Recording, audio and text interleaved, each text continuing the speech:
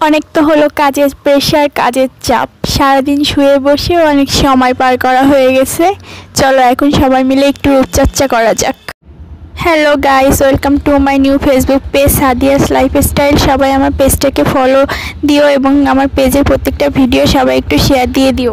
আমাদের চলার পথে প্রত্যেকেরই স্কিন কেয়ার করা অনেক জরুরি, কারণ আমাদের ত্বকে অনেক ময়লা জমে, যেটা আর কি সাধারণভাবে পানি দিয়ে ধুয়ে বা ফেস ওয়াশ বা সাবান দিয়ে ধুয়ে সেটা আসলে যায় না। তো আমি আজকে তোমাদের সাথে একটুকু শেয়ার করলাম যে আমি মাঝে মধ্যে, প্রতিদিন না, আমার প্রতিদিন এরকম রূপচর্চা করার সময় হয় না, আমি মাঝে মধ্যে কিভাবে আমার স্কিন কেয়ার করি।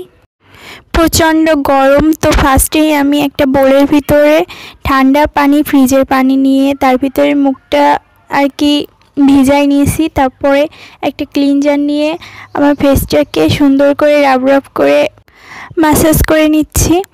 এতে আমার স্কিনের ভিতরের থেকে ময়লাগুলো উঠে আসবে। তারপর আমি একটা টাওয়াল নিয়ে পানি দিয়ে টাওয়ালটা ভিজায় আমার মুখের ক্লিনজারগুলো আস্তে করে উঠায় নেব, মুছে ভিজা কাপড় দিয়ে।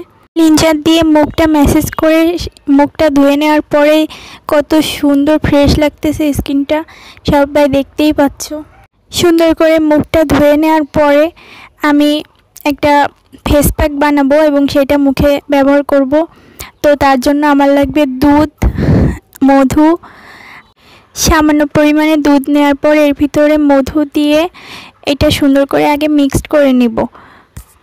দুধ আর মধু একসাথে মিক্সড করার পর একটা সুন্দর কালার চলে আসবে আর স্মেলটাও অনেক সুন্দর লাগবে। দুধের মধ্যে রয়েছে অ্যান্টি ইনফ্ল্যামেটরি উপাদান, যা ব্রণ, র্যাশ, ফুসকুড়ি এগুলো দূর করতে সাহায্য করে।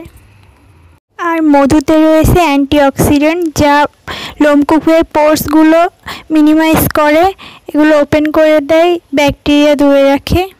দিচ্ছি চন্দন গুঁড়া। চন্দন আপনার স্কিনটাকে ফর্সা করে, উজ্জ্বল করে, দাগ ছোপ কমায়, বয়সের ছাপ কমায়।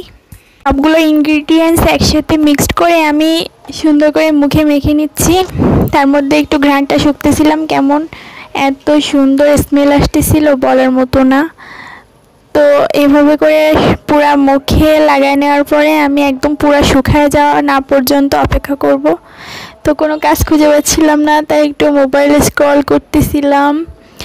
তারপরে শুকায় যাওয়ার জন্য অনেকক্ষণ অপেক্ষা করলাম। আসলে স্কিন কেয়ার কোনো 5 মিনিটের বা 2 মিনিটের ব্যাপার না, এটা একটু টাইম নিয়েই করা লাগে।